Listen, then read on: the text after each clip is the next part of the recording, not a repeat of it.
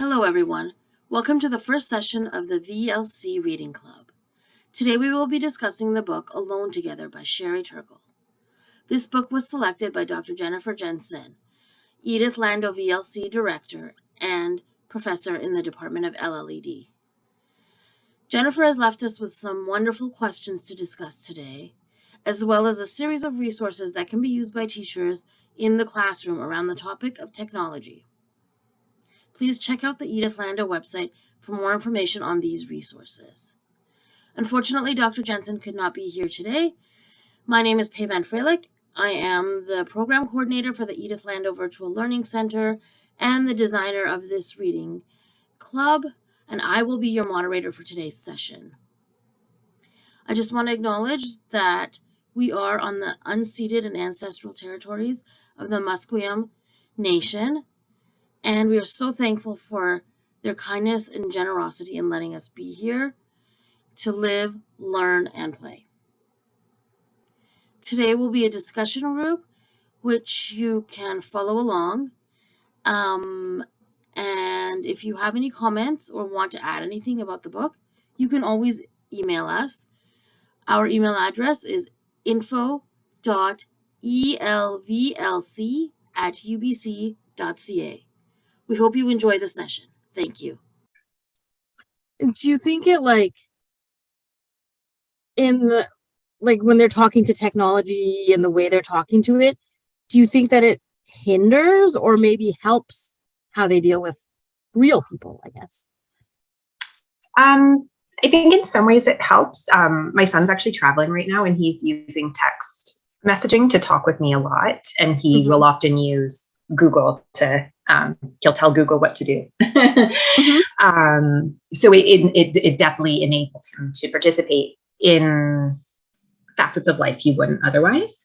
But then I don't think there is, when I overhear him sometimes talking to Google, it's funny how I'm like, oh my gosh, you're talking that way. But then I have to say to myself, it's a device. It's not an actual human. He's talking to you that way. And, but then I think that, is that shaping how he then feels communication should happen? And I have noticed too, there is just this silly element, right, of saying things to Google or getting Google to do things that you know that you shouldn't do with other people. So maybe it's just that factor, the novelty and the getting away with something isn't quite right. Yep. Thanks for sharing. So the next question we wanted to look at one of the older people who is talked about in the book. And the person that was talked about, his name was Andy, and he lived in a nursing home, and though he had an ex-wife, so she was still alive, and he was really missing his ex-wife. And when the author came to visit him, she brought a baby doll robot. And I guess the baby doll robot could do a lot of things that the babies do, kind of looks like a baby. And he really interacted with that baby doll and connected with that doll. But it also reminded him of his ex-wife in some ways and the memories that they had. And he missed her even more and kind of wished that he could connect with her.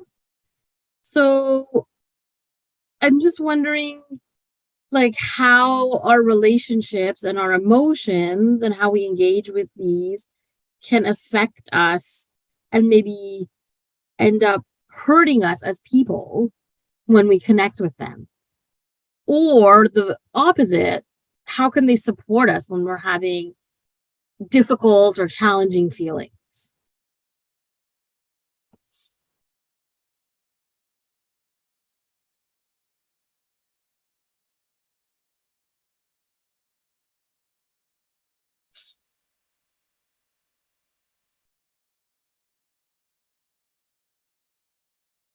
Does anyone want to share anything?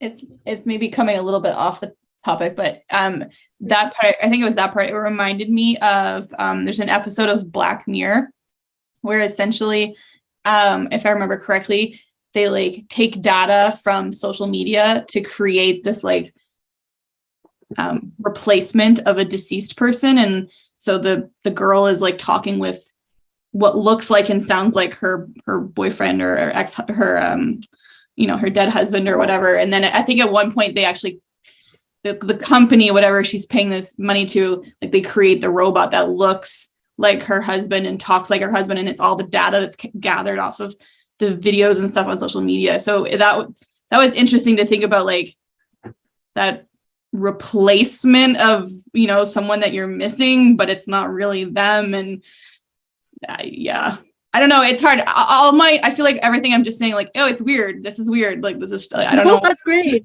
That's great. And that was a great share. Thanks for sharing that story. Yeah, I think, in my opinion, I think I can sort of see both sides. Like, I can see, like, I was really sad when he was holding the baby and he was like remembering his ex-wife and getting all sad and like, but I can also see how for some people it could be a comfort to have that as a thing. I found the baby really creepy. Like, I think the idea of having a little robot baby is creepy, but like the idea of like those little dogs that behave like dogs, or even just like a companion who's like an adult, I think is maybe okay in some cases. But I think it really depends on the person. Anyone else want to share anything on that one? What I found interesting about some of these situations was like how the individuals talked about the relationship, and in terms of like the robot like couldn't die, like, or not that it couldn't die, but just like how it's different from a person and those benefits basically, or it's different from an actual animal and like the benefits of that. But I also felt that sometimes the way that they were talking, it was very kind of selfish, if I can say that. And it was all about like, what can this robot do for me? And in a way, like, yeah, they're taking care of the robot, but realistically, I guess the robot, it's not alive, so it doesn't need to be taken, like whether it's taken care of or not, it's like, but yeah, it still felt like there was several times, and I can't think of and there was another example as well, but where it felt very kind of like selfish, like this robot's here to serve me, even though I'm taking care of it. It's right. Yeah. Like, I remember there was one little boy and they were asking the little kids, like, how would you feel if robots were like taking care of your grandparents? And I remember one little boy was like, if my grandpa had this dog, what you said, like the dog won't die, so he won't be as sad. But also he was like, if I don't feel like spending time with my grandma or with my grandpa, then the dog can spend time with my grandpa. And like, yeah, you're right. That's a very selfish way to think of that thing. And I don't think we would ever think of an actual dog that way. I don't know. It's interesting. And how does that, I mean, they're really little kids. Some of them were like 4 or 5 years old. So how does that, I wondered, how does that impact the relationships that they will later have with pets or with babies or whatever, if they've never experienced that before? So if you've never had a pet and then you get this fake dog, how are you later going to deal with a real dog? Well, that was something at one point they talked about, or she talked about saying like, there's a difference between being a fully, like, if we could say fully formed adult and approaching these robots and these relationships with machines or whatever, versus being like a child who's still developing and creating their own sense of self and what are relationships and coming into it. So there's a distinction there for sure. Definitely.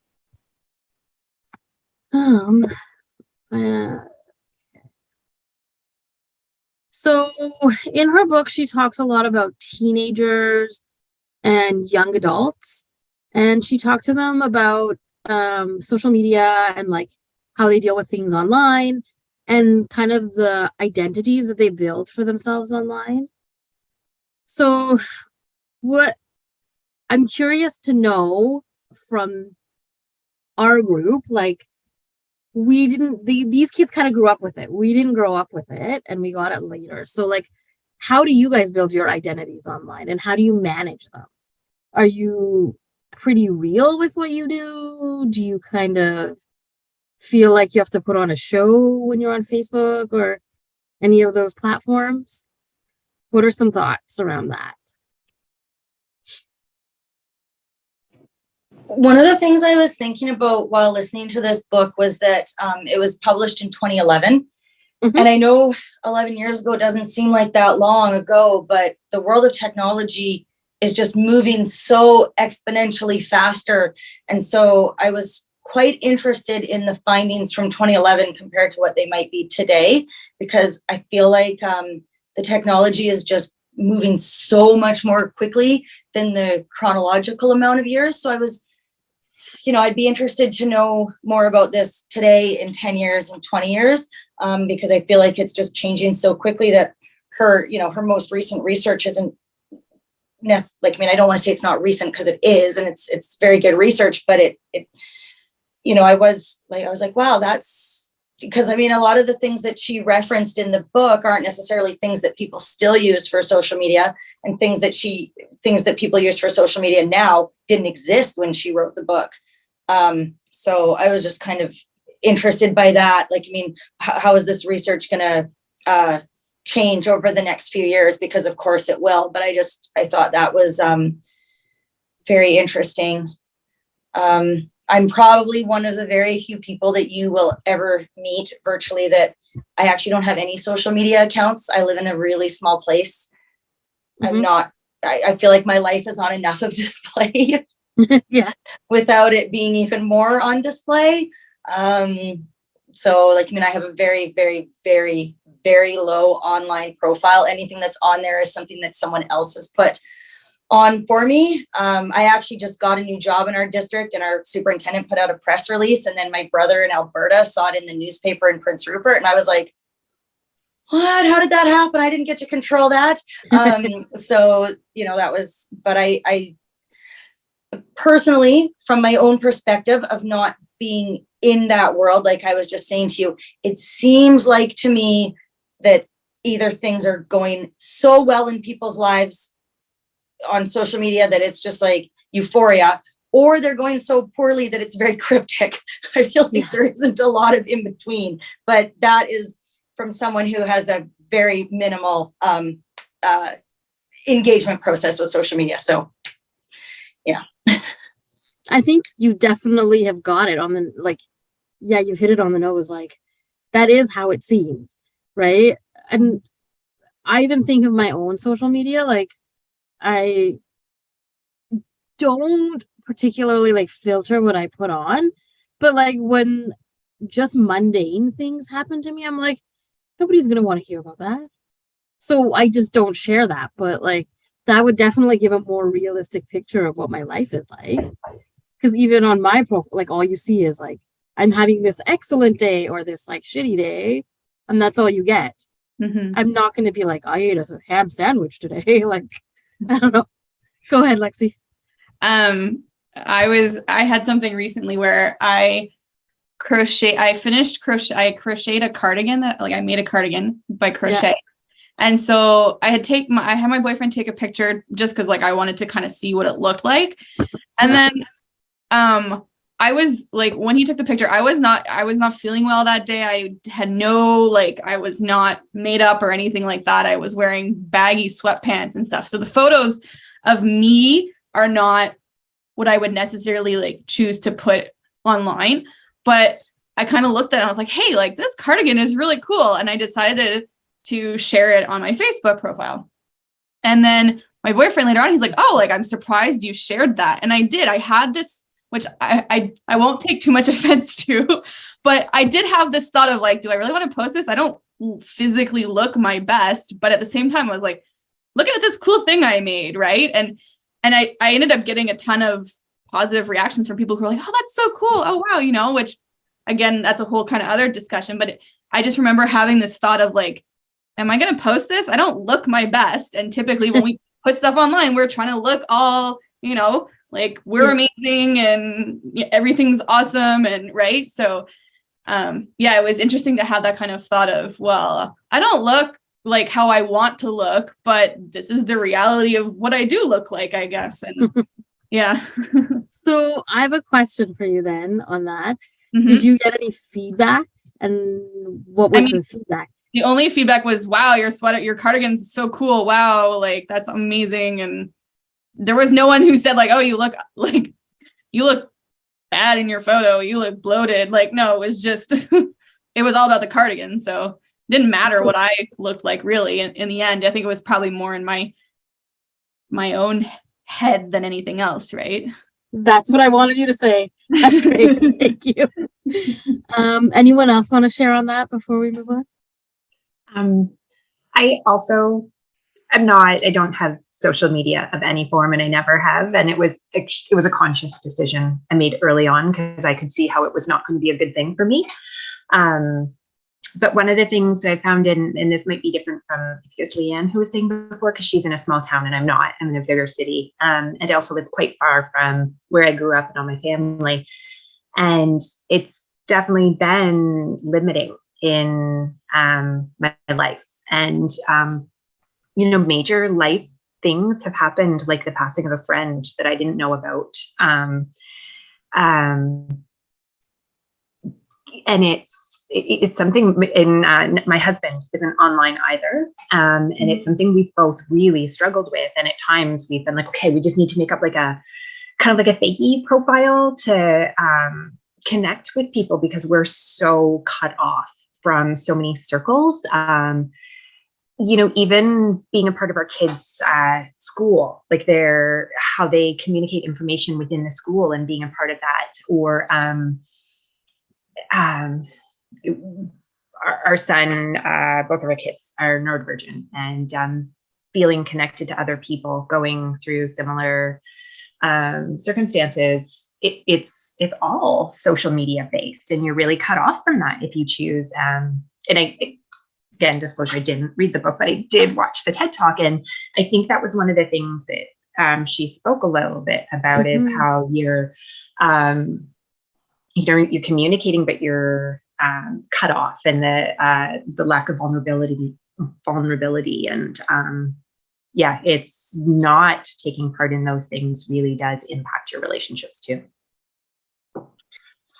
It does, and it's interesting that you said that. My son is a preemie. He was born almost 4 months early. And the first thing that someone said to me about my mental health was, you should join blah, blah, blah Facebook group. They will make you feel better, like immediately. And it's really interesting that that's the way the world is now. And then, of course, COVID's made it even worse because you can barely see anyone in person. So, yeah. Interesting. Thanks for sharing that.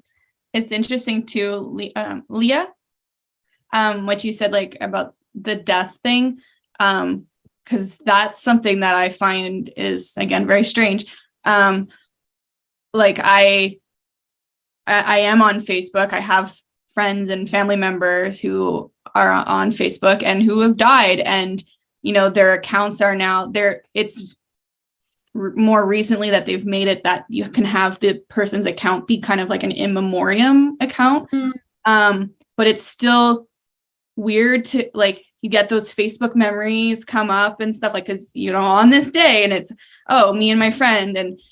And even like, I think about my friend who passed away, and like, she was so social, like, all over Facebook and stuff like that. And even now though, people use it kind of as a way to communicate with her, even though obviously she's not there, but like on her birthday or something, they'll be like, hey, happy birthday. Like, I hope you're having a beer up there or something. Like it as much as it can be kind of like exclusionary in some senses. And I understand that from your perspective. I think for some people, it does kind of provide that connection that you wouldn't necessarily get elsewhere.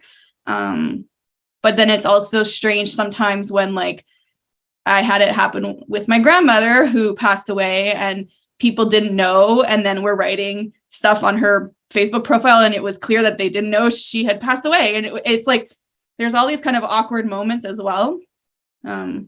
So yeah, that whole kind of death and like still living through your social media and being present even though you're not physically there anymore. It's a whole other topic, I guess, but yeah.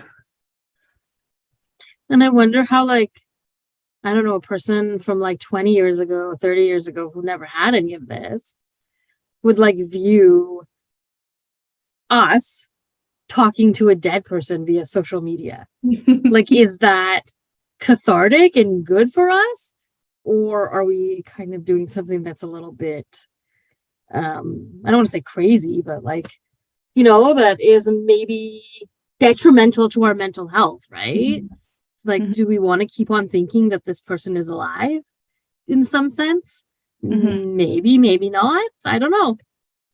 It's really interesting too, because all of this is, I mean, it's not new, but it's relatively new in the whole spectrum of the world and people. And so I wonder, like, if we were to study this in like 40 years, what kind of effects this is having on people's mental health kind of long term. And I found the book very negative. I'm going to be totally honest. She was very negative about all of this stuff, including the social media, I feel like. I can see both sides of it. So it would be interesting to like see a study down the road on like how people were affected by all this. Yeah, I thought the same thing too. I thought she has like a very critical kind of negative perception of everything.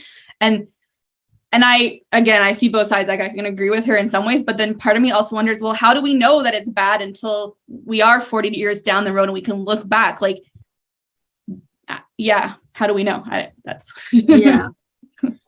And so like, that was one of my questions that I had, like outside of these questions that we made up. I was thinking she was so negative. I could see a lot of her points. Like, I knew she was going to be negative going into it just because I had like read about her and stuff. And then I started reading the book and I was like, oh, she's very negative, but she's kind of convincing me that she's right. And then I started thinking about COVID and how much technology kind of saved us. And I know it had like its detriments and people got Zoom fatigue and all that stuff, but we also got to connect with people that we wouldn't have been able to connect with otherwise. And I think, at least for me, it's had a lot of positive effects on my life. And so like, I'd be curious. I wish I could talk to her and be like, what do you think now after this pandemic? Because like, even things like being able to do a doctor's appointment online. So amazing, right? I don't have to drive there, wait in the waiting room, take time off work, all that stuff. I can have a 15-minute, like, fill my prescription appointment online, right? My son was born during a pandemic. He got to meet his grandmother online for the first time, but that never would have happened if there wasn't technology.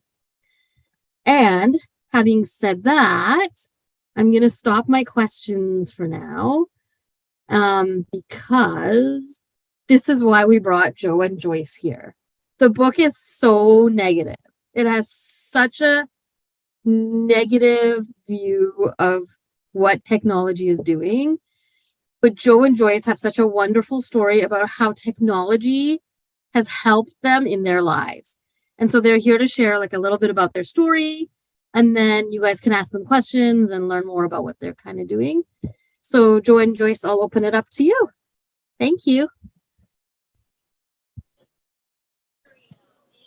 Hi, thanks everybody for having me and Joyce. Joyce is my wife, and I apologize I came a little bit late. I had to deal with a few things at work. But yeah, happy to be here. And Joyce, I cannot take credit for it, and I will not take credit for it, but Joyce has prepared a little PowerPoint slide that provides a little bit of background on our story, really. As the screen says, hello.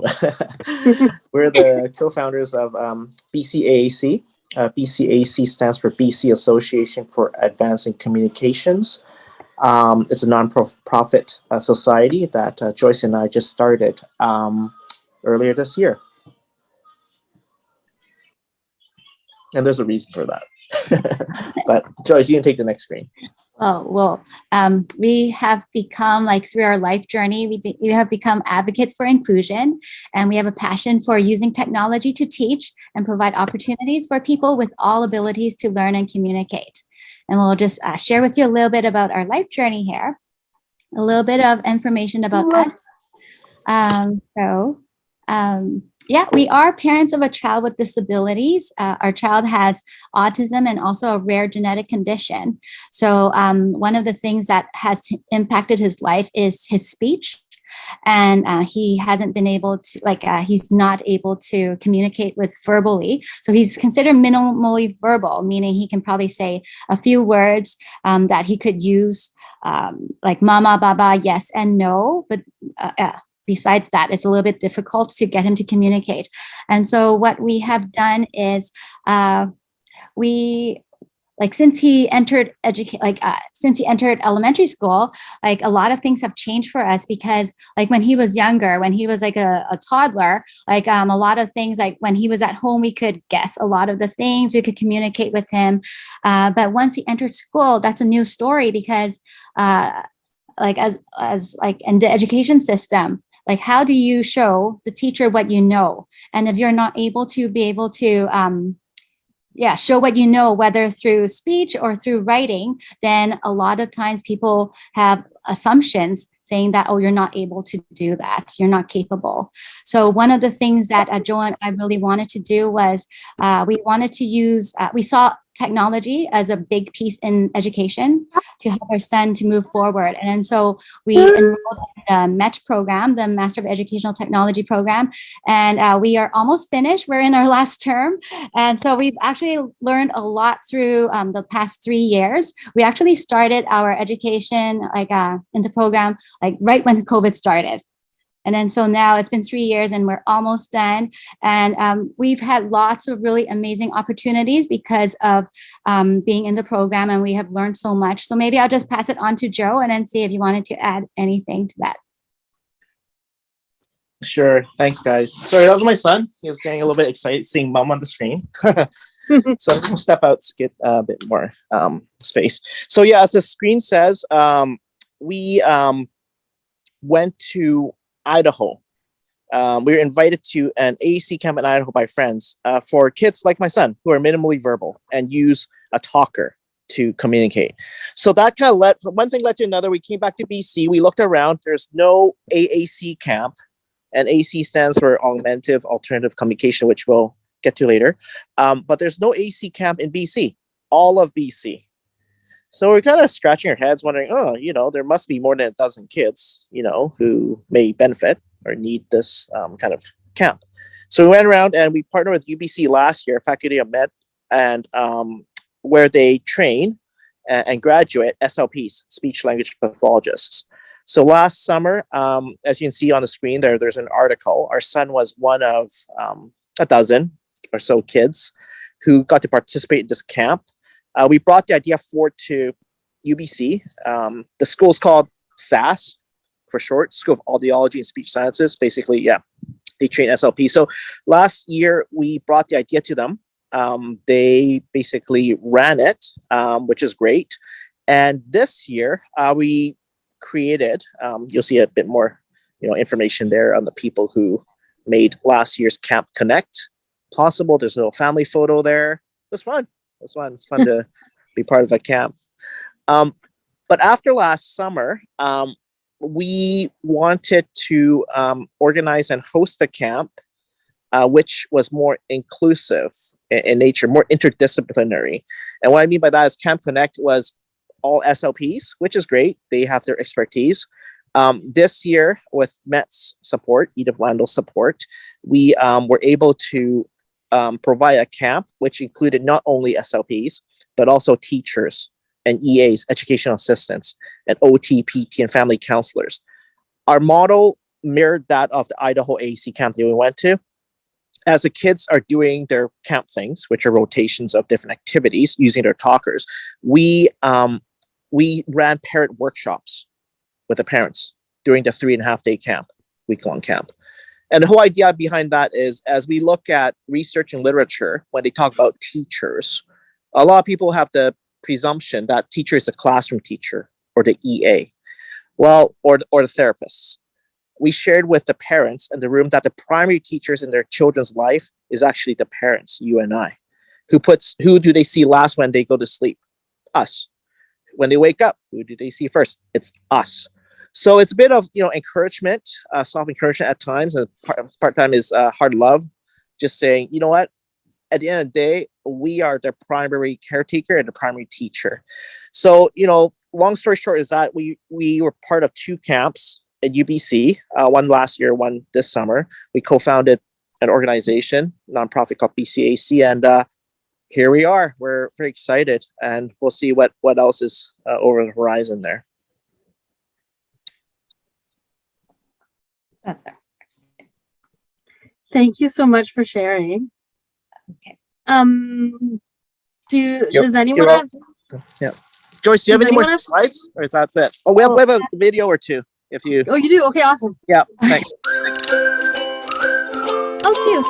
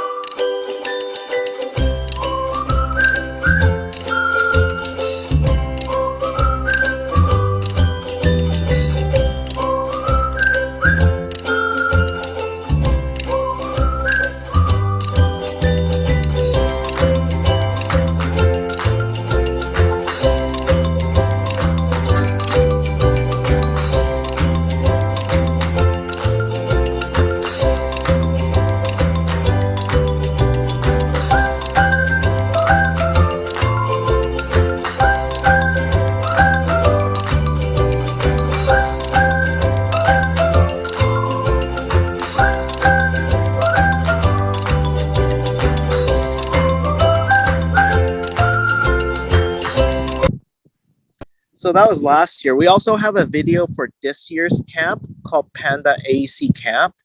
But before that, you see this website. Yeah.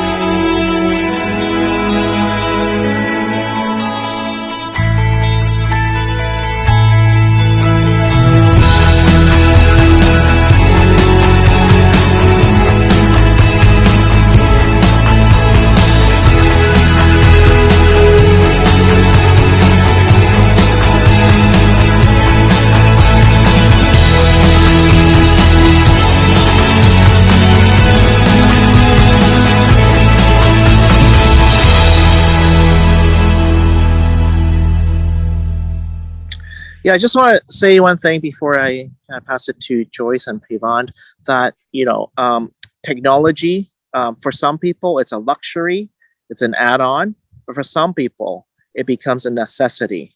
In our son's case, it's a necessity for him mostly to help him communicate. I'll pass over to Joyce and then over to Pavon. Thanks. Well, yeah, one of the things that we realize, actually, technology is very important. A lot of times, recently in one of my courses, I've been reading about how there's the story about the Trojan horse in the army. The Trojan horse is actually, the power is actually not in the Trojan horse, but it's actually in the army. And then so one of the things that I got from that quote is that actually, like the technology piece is kind of like the Trojan horse. But the army, it would be the people who's actually using the technology. What are those people doing with it? And how can it be used so that it can be powerful? And in our son's case, it is actually like, how can we use it so that it can best help him in his education? And without his technology, a lot of the participation at school and a lot of the inclusion piece will be missing. So we just wanted to share with you that actually, even though technology is actually there, of course, there's like pros and cons of it, but like in our case, we find that it's actually very beneficial and very important in our son's life. Yeah, thanks. Thank you so much. Does anyone have any questions for Joe or Joyce? Yeah. First of all, an amazing project. I work in support ed, so I've made a lot of notes as you were talking, because I think the program I'm with is so wonderful in connecting families with opportunities. And so one of my questions is there a cost to families to participate in this? Did you mean the camp, Leah? Yeah. Yeah, we keep the cost minimal, to be honest with you, affordable. The 3.5-day camp this summer that we ran is $150 total. That's really okay. That's very affordable. Because we don't want the cost to be a barrier. In reality, and we're really thankful that we have sponsors coming up to the table to help us at the camp.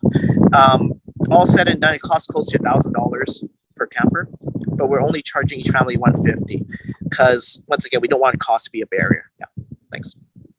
Yeah, that's a very reasonable price that's like an hour of SLP or something like that's. And I, again, very fortunate to work for a program that helps fund things for families. So that's something that the program I work for could help fund for those kiddos. So it's so nice to know about something I can kind of share with families as another resource.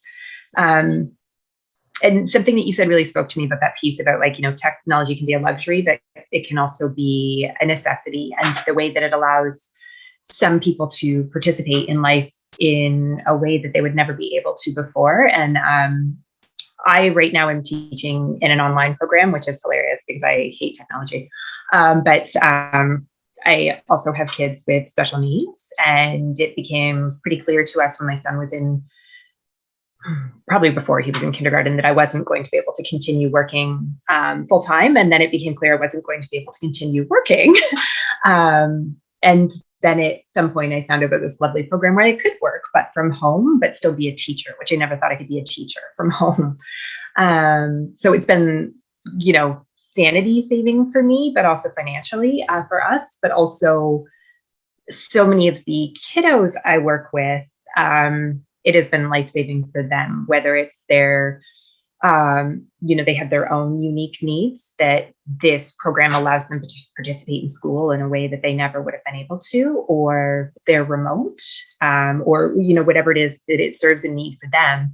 And I actually find it quite ironic how many of the kiddos I work with, and also like myself, staff, who really are kind of not technology people, but we're using like this online tool and going to school or working virtually when, a very common theme is like, how can I be off screens more? So yeah, a necessary tool in a lot of cases. Definitely. Thank you for sharing, Leah. Anyone else have any questions?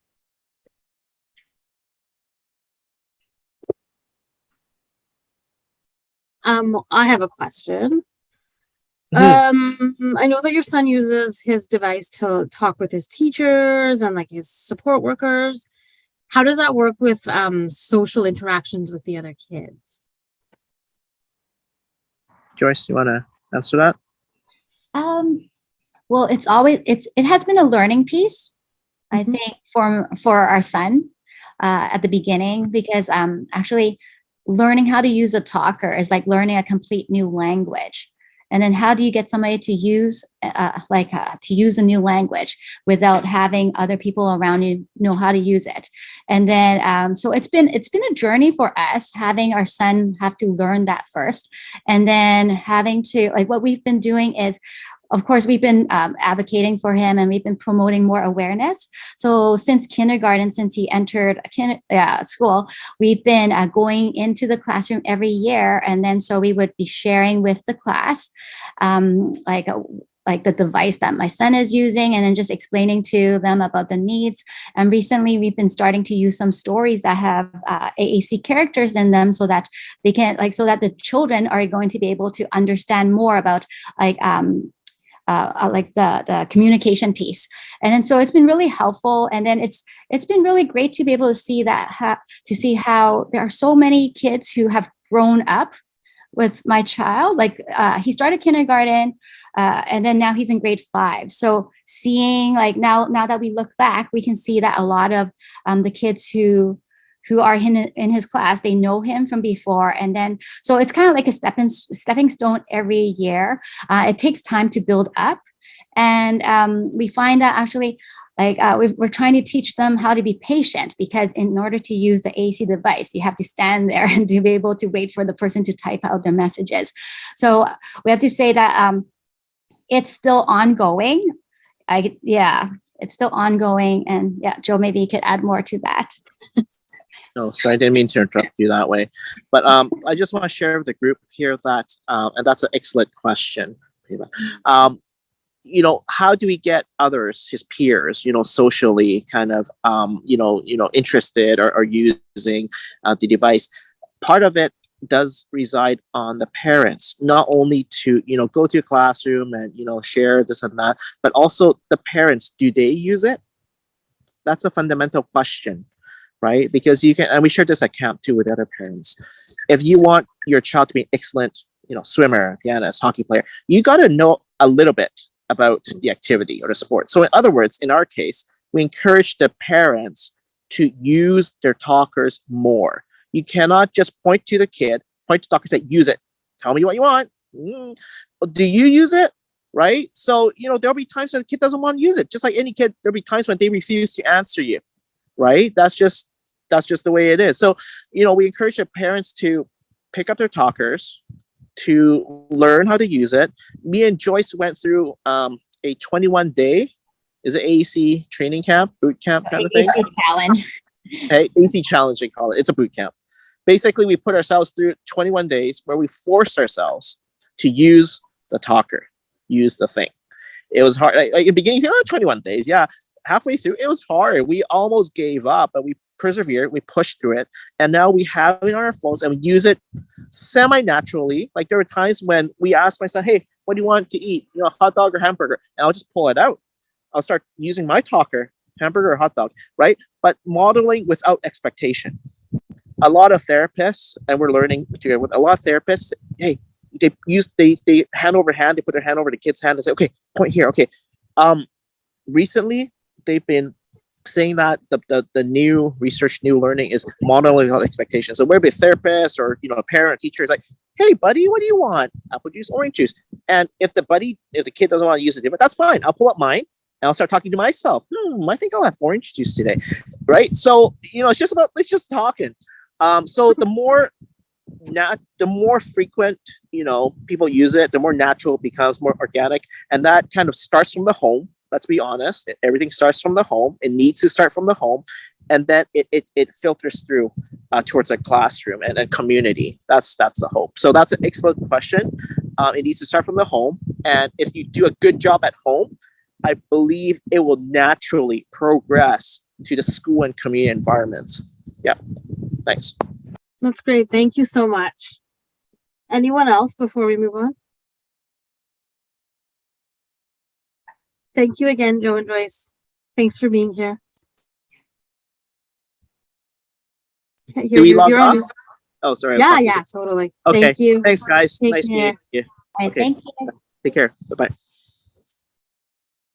So we will continue our discussion about the book, but it was really nice to get their positive outlook, I guess, on this whole thing, because the book is very negative and it's nice to see that. So in the book, she talks about the game Second Life, and a lot of the kids were using Second Life, but also a lot of adults use Second Life, and they use it as a space to kind of build the person that they want to be, or think they can be, that they're not in life, and they maybe get to practice something that they want to do, or they just do it for fun. And it's not really a game. I don't know if you guys know a lot about it, but it's not a game. It's more just like a virtual second world. Jen wrote in her question, it was well before Facebook. I don't think it was that long before Facebook that Second Life was happening. But I wanted to hear your guys' thoughts about things like that. do you think it's beneficial to have like the opportunity to maybe be in these worlds? I know some of the people in the book were like testing out things that they wanted to happen in their real life. So they were practicing for real life. But then some people just like were completely removing themselves from their lives. And they were spending so many hours on this that they were just disengaged. So I'd love to hear your thoughts about it.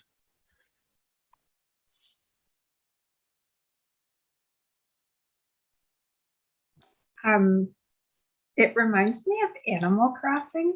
And I guess this is like pandemic-y, right? The timing maybe, but I spent a lot of time on Animal Crossing during the pandemic. But I do remember at one point, like I was busy rearranging my house and kind of stopping and being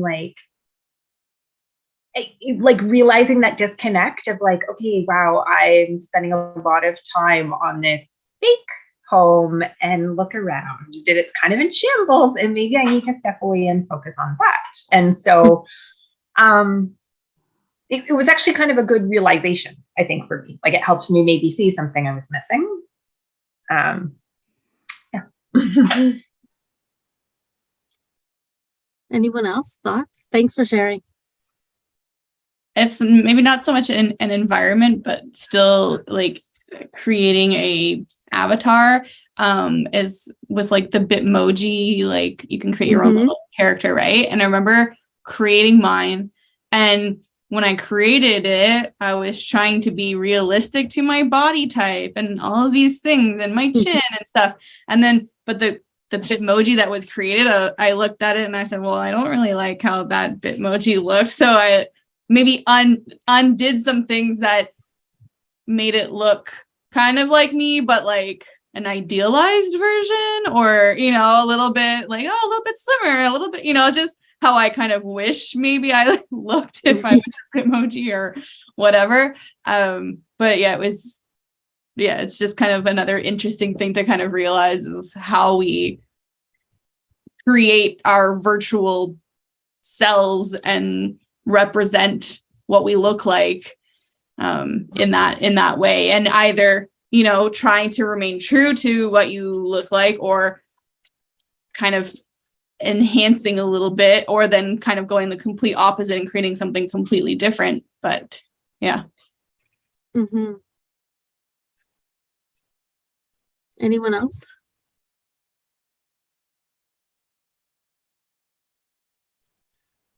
So I just want to add something to what you said, Lexi, because it's interesting that we do that with like those little avatars. And like, I remember before those, we would play video games and they'd have those little people and you'd be like scrolling for the one that kind of looks like you. And yeah, all the like little changes you made to your avatar is interesting to me, because now with Facebook, people are doing that with their own actual photos. And so what is healthier? Having this imaginary kind of person that you maybe aspire to be or wish you were, or then going over here and completely changing how your actual body or face or whatever looks like. And so I guess I wonder, is Facebook any better than Second Life or worse than Second Life? How does that, not just with the in pictures, but also it kind of is a second life for some people. So thoughts on that, if anyone? Well, that just kind of made me think of like, because I think like with the photos on Facebook, you're talking maybe getting at like Photoshop and things like that, right? Where we can kind of fix our appearance. But what I find kind of interesting as kind of on the other side of that is, I don't know if anyone's seen kind of like, there's been I've seen a couple of videos where people have gone and taken the Disney princesses and photoshopped them to be more realistic. And I think that is like an interesting way to kind of flip it and use the technology again for kind of more of a good thing. Because like, you know, if we think about young girls looking at these Disney princesses and the basically it's unrealistic to have that narrow of a waist and those slim of arms. And so having technology like Photoshop can be used to kind of send that message and fix it. I think that's an interesting kind of perspective as well. Definitely. Any other thoughts? Well, it just kind of like building off of what you were saying there too, is like thinking about how like as it becomes easier to personalize things, people are able to represent themselves perhaps in ways that they weren't able to before, when you were bound by those earlier ideas which represented a certain type of person or a certain ideal of a person or certain groups and not others. And so as there's more opportunities to personalize, more people are represented, and that definitely seems like a positive to me.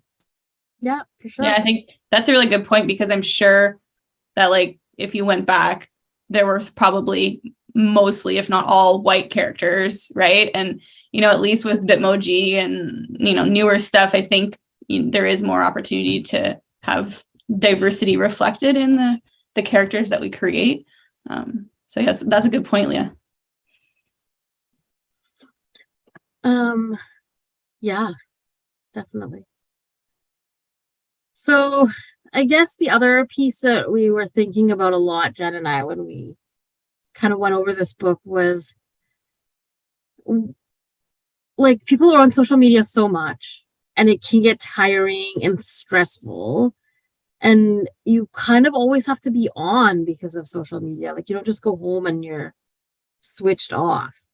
So like, do any of you who use social media ever feel overwhelmed by it or feel pressure? So in the book, some of the teens were saying that like they had to stop using social media for like a period of time. One person stopped for a year because they felt like the demands were too much and they couldn't keep up. And even he went so far as to say he felt rude in the amount of time that was passing between him getting messages and responding to messages.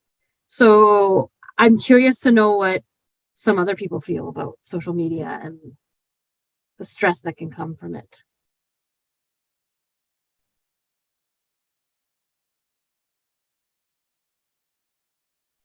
I think it might depend a little on the individual. I myself, I don't think I've ever felt like stress necessarily, but I'm also like, I'm on social media, but I don't typically put that much up anymore. I used to when I was a bit younger, maybe.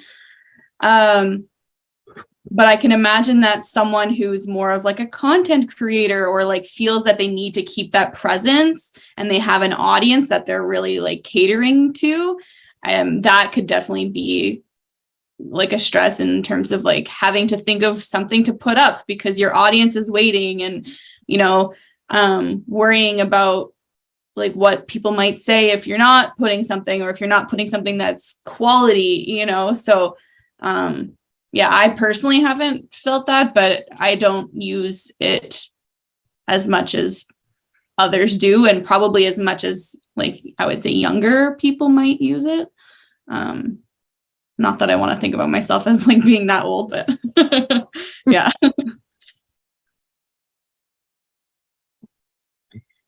And what do you guys think about kids using social media? Like, how do you feel about that? And about like, one of the things about online and social media is that like, in a lot of cases, like for sure Facebook, your stuff is on there forever. Even if you delete it, they have your content forever. So like, what, I guess it's really hard, like as a new-ish parent, one of the things that my partner and I consciously decided was we were not going to put our son on social media until, and I think we arbitrarily chose age 10 as like an age where he could decide if he was okay with having his photo posted on our social media. But like, when do you let them have their own social media?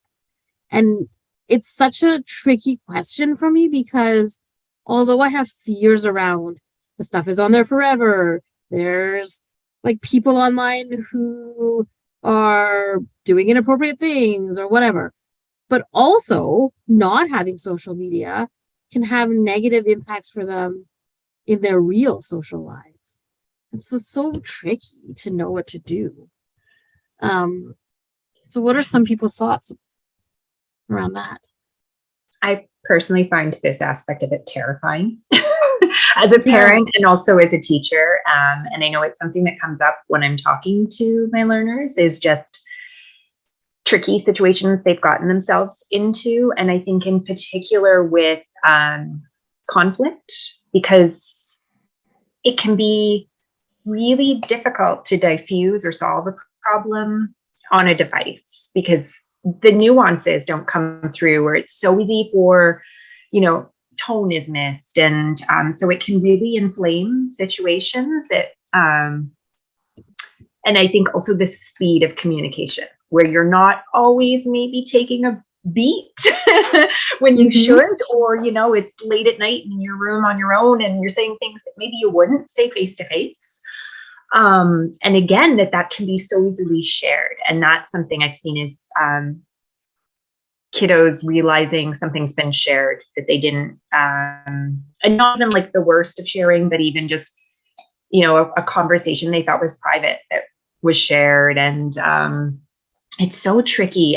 But then you're right, if you're not on it, and then the piece actually as a parent that I if I could destroy anything, it would be YouTube, because the content that gets put up there, can be so inappropriate, offensive, dangerous, scary.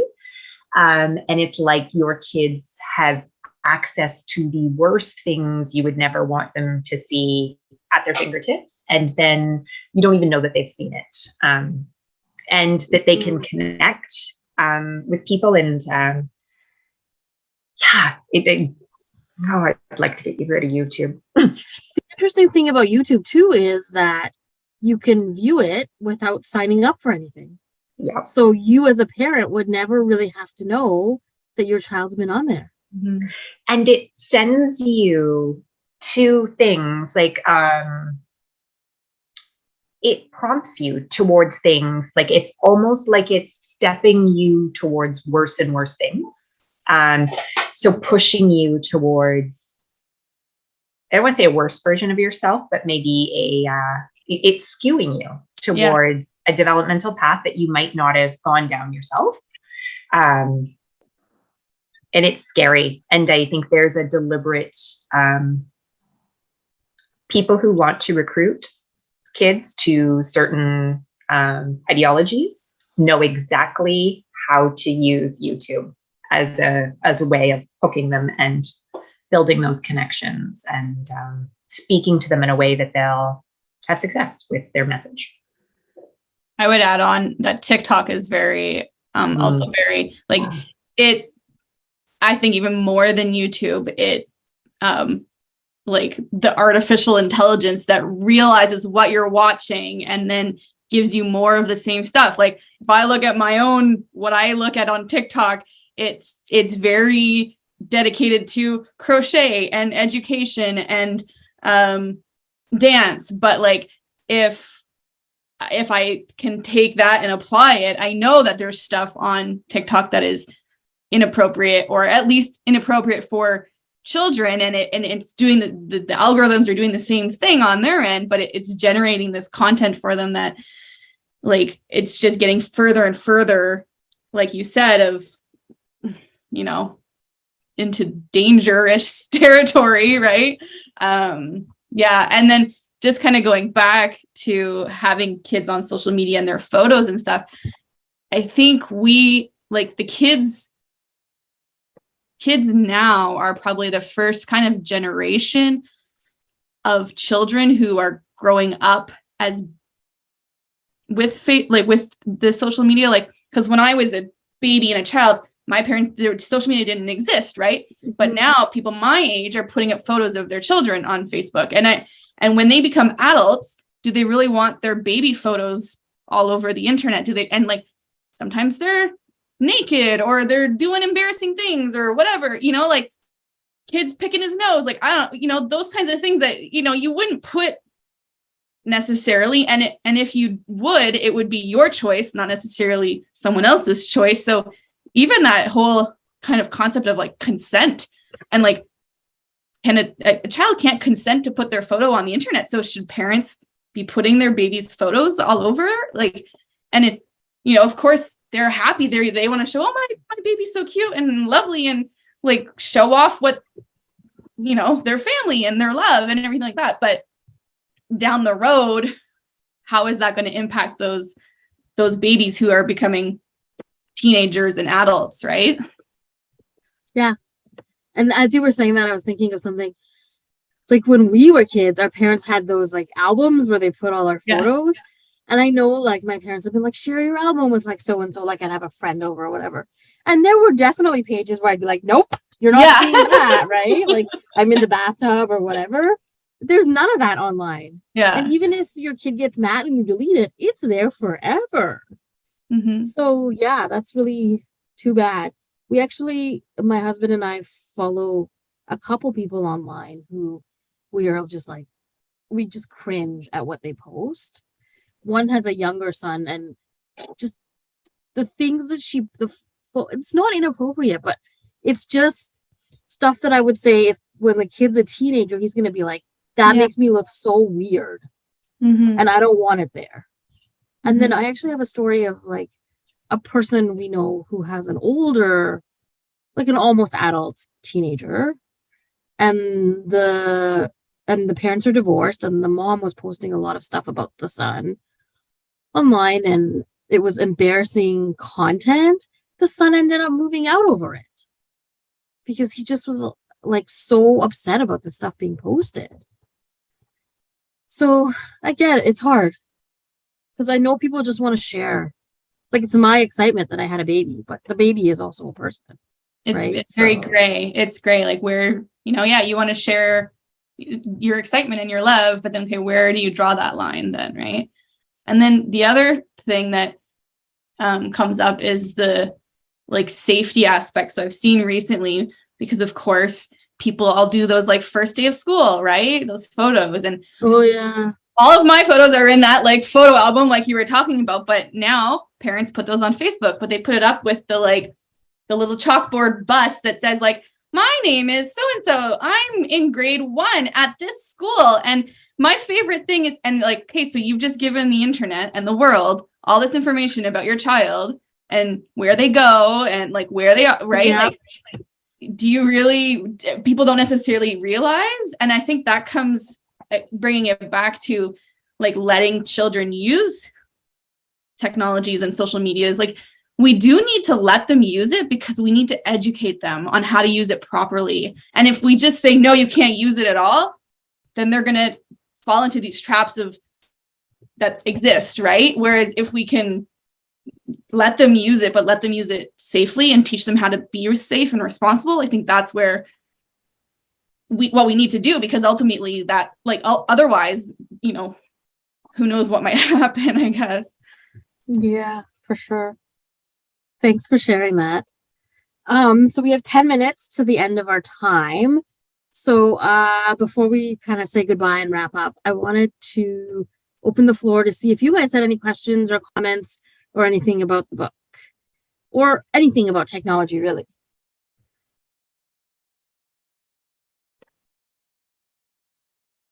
I guess I have a question, and this is me again giving away that I didn't read the book.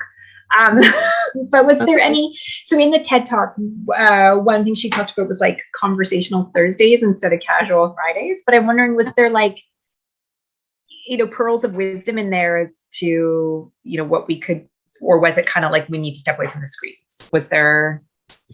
No, like, so her book was more based on just like her research. So it was more of like, this was my methodology for doing my research. And here are some interesting things that some of the kids said and some of the adults said.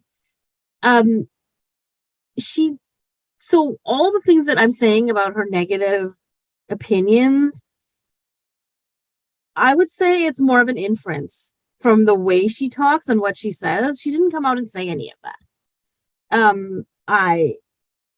My understanding from what I read, and Lexi, I think you read some of it, so maybe you can add to this, but I think she was just trying to show the work that she did. And then I think accidentally her opinion got in there, if that makes sense. Lexi, what are your thoughts? I think I would agree. I mean, I didn't get to the end. But from what I've read, it's very like, this is the situation, this is what's going on. But there is that kind of like, she doesn't agree with what's happening. And I don't know if towards the end, if she gives any, sorry, I have a non-robotic dog that can't take the batteries out of.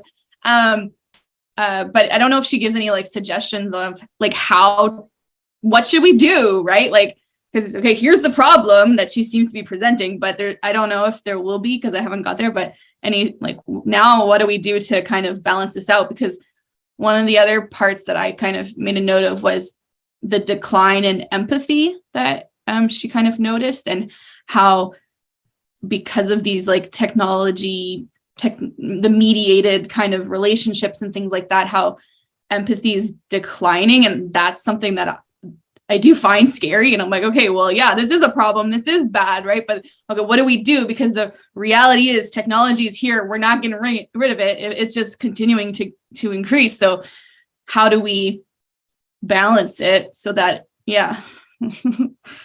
And she doesn't, just so you're aware. She doesn't add anything of that nature. She does have 2 other books. Mm-hmm. I haven't read them, but they're newer, and so I wonder if like they would more reflect that than the first book. This was her first book. So, and one of the other books is called Reclaiming Conversation. Oh. So it's like probably about what she talks about in her TED Talk. And then if you're interested, there's also her other book is called The Empathy Diaries. Oh, well, maybe. So, and that was one that we were leading towards reading for this, but it's quite a bit longer, so we didn't. But anyways, those are newer and probably will fill in some of the gaps in this. And if you haven't watched her TED Talk, watch her TED Talk, because that also fills in some of the gaps. Okay. Anyone else have any questions or anything they want to share before we have just, it's not so much about the writing as it is about the physical book, which is just kind of an interesting thing too. Is so Leah, you won't know because I don't know, but the text is super, super small. Mm-hmm. And then the margin is quite large. And just from like an accessibility, is yours the same? My text is small. My margins are not as large as yours. Like How many pages is yours? Someone messaged me and they were like, there's no way in hell I'm reading this. It's like 500 pages. It's 360 with all the like notes and text and stuff. But like just from to have such small text, like why couldn't they expand it onto the margins a little bit more? Anyways. Yeah, it is. It's topic, but it's very small. Like I usually like to read while I eat, but it's because it's so small, I find it actually challenging because anyways, that's part of the reason I didn't get to read as much. Anyone else?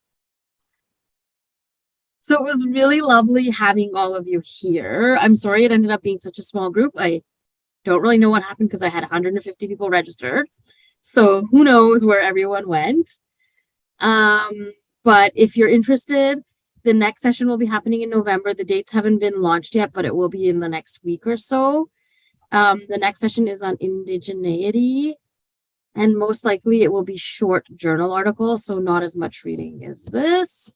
And again, you don't have to read the materials to come. You can just come and be part of the conversation. So keep an eye out for that. And thank you for being here today. It was a really big pleasure. Yeah, thank you, everyone. Yep. Take care. Have a good night. Too.